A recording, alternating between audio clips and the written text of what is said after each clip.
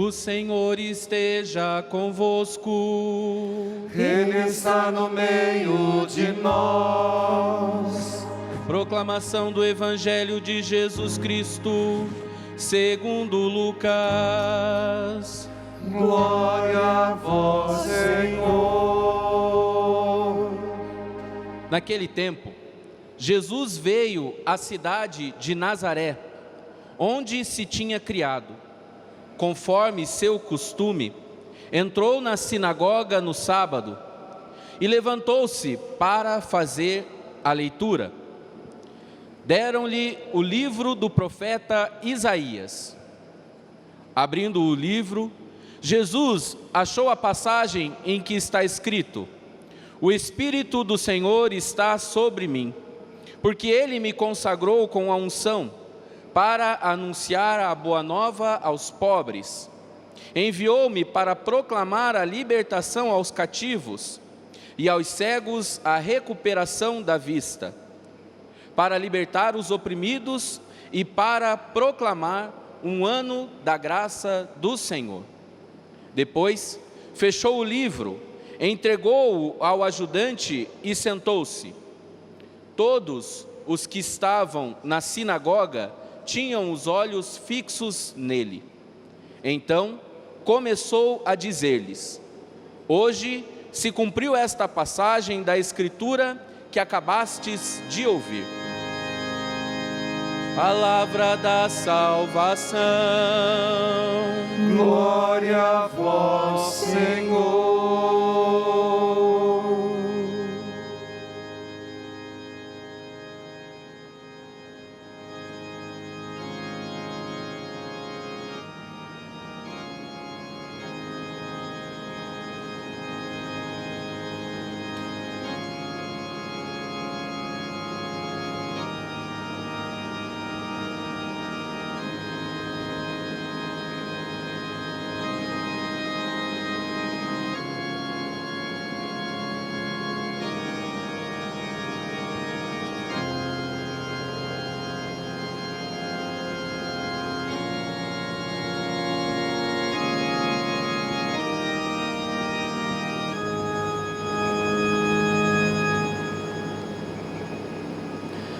Uma vez mais, quero saudar os meus irmãos bispos, Dom Francisco e Dom Hamilton. Quero saudar igualmente a equipe aqui do Santuário Nossa Senhora de Guadalupe e da TV Evangelizar por terem se disponibilizado a preparar o ambiente e também a transmissão.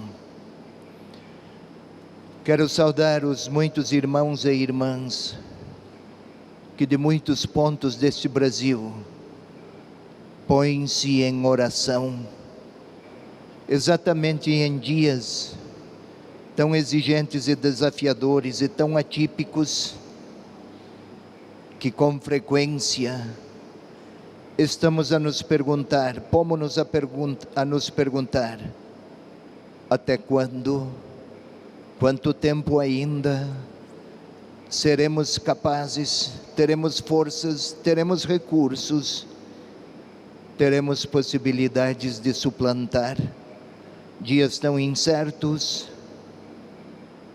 Perguntas que associamos com a nossa oração. Caríssimos irmãos, queridas irmãs, nenhum de nós, seguramente nenhum de nós, experimentou ao longo de sua história pessoal realidades vindas de fora, digamos assim, mas que incidem com tanta potência dentro de nós, no quadro das nossas relações, nos contextos profissionais, no horizonte dos próprios projetos.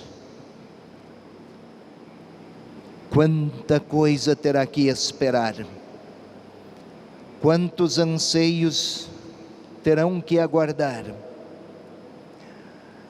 Quantos caminhos a percorrer que gostaríamos de ter já iniciado? Tudo parece ter sido freado por uma surpresa. Não esqueçamos, porém, os melhores textos bíblicos, aqueles textos bíblicos mais ricos de experiências de fé, aquelas realidades tão humanas do Antigo e do Novo Testamento, tão humanas no processo de relação com Deus, nas quais apareciam as esperanças e as fragilidades, aquelas realidades nas quais a impotência humana se tornou mais pronunciada, tanto mais foram os homens e mulheres dos tempos bíblicos, tanto mais foram criativos e profundos em dar forma à palavra de Deus. Ou seja, os dias difíceis dos homens e mulheres da Bíblia, os dias difíceis da história da palavra de Deus, foram igualmente os dias mais fecundos de esperança, de reflexão e de espiritualidade. Quando nos sentimos fracos, já Paulo, quando experimentamos-nos frágeis, até mesmo e especialmente a nossa oração e espiritualidade se torna mais profunda, criativa, comprometida e inspiradora. Fico só com o Evangelho, por razões de tempo. Naquele tempo, Jesus foi à cidade de Nazaré, onde se tinha criado. Mas lá onde ele se tinha criado, Nazaré, era uma região muito fortemente marcada pela violência do Império Romano, violência até da religiosidade judaica. Um agricultor humilde, mas qualquer operário daquela região, tudo o que produzia, quase 60% era para tributos de toda ordem. A opressão era econômica, sim, mas era também uma região de violência contra o Império Romano. A mãe do Senhor e a família, a Sagrada Família de Nazaré, sempre prezou pela paz e personificava a paz que vinha de Deus. Mas no seu entorno, quase tudo sugeria a distância de Deus. Lá ele se tinha criado, para usar a tradução que temos aqui. Isto é, desde a infância, o Filho de Deus, que se vestiu inteiramente de humanidade, conviveu com as contradições da história humana. Tinha tudo lá sugeria que Deus se esquecera do seu povo, mas ele se reconhecia ungido, percebera, ele se identificou com Deus, não porque tudo saiu de uma espécie de ciência infusa, porque desde pequeno, a jovem mãe, o pai José testemunharam a esperança. O circunstante sugeria contradição, negação da verdade, distância de Deus. O que os sustentou? Mas sigamos. Deram-lhe o livro do profeta Isaías. E o Espírito do Senhor está sobre mim, e me consagrou com a unção. Unção, um substantivo, ungir. Ungir com o óleo da santidade. Santo não é quem não erra.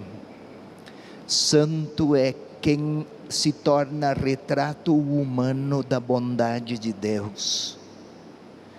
Ei-lo ungido para expressar-se em linguagem humana, ser ele a linguagem humana da santidade amorosa de Deus. Um Deus gratuito e benévolo. E o Espírito do Senhor está sobre mim. Consagrou-me com a unção para anunciar a boa nova aos pobres. O Evangelho é de Lucas. Pobre aqui é aquele o humano carente de alimentos, carente de afetos, carente de sentido. E quanta carência esses dias atípicos de pandemia estão a expressar, não só pelo temor da doença, mas muitas outras pobrezas afloram agora. E o Espírito ungiu os seus eleitos para levar e apresentar notícias boas.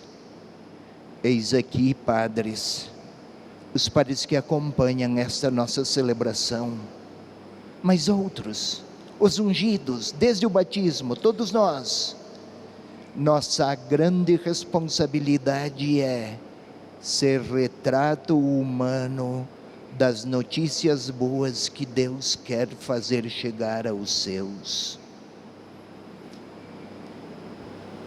Surgem então outras expressões da pobreza: cativos, cegos, cativo. Aqui a tradução é assim: é quem está amarrado. No tempo do profeta era a prisão, cadeia, viviam amarrados. Mas as prisões ao longo da história tiveram outras linguagens. Rancores, ressentimentos, rivalidades, violências. Como está fácil odiar. Quantas linguagens o ódio encontra. E o Espírito de Deus quer propor aos seus outros caminhos. E proclamar o ano da graça do Senhor, tempo de perdão, de mostrar, de revelar, de fazer a compaixão de Deus encontrar expressões concretas. E o Senhor depois se sentou, fechou o livro, sentou-se. O mestre, é a atitude do mestre, está a falar e a dizer, do alto de sua eleição, eleito por Deus, está ele a dizer que estas experiências lá em Nazaré, tão difíceis de serem percebidas, tudo ao entorno sugeria o contrário, mas a presença dele era a linguagem, realidade, expressão concreta dos tempos novos, cujas notícias boas receberam forma, linguajar, perfil, partilha e pertença. Todos estavam na sinagoga, tinham os olhos fixos nele. Parece a menção de um comportamento exterior.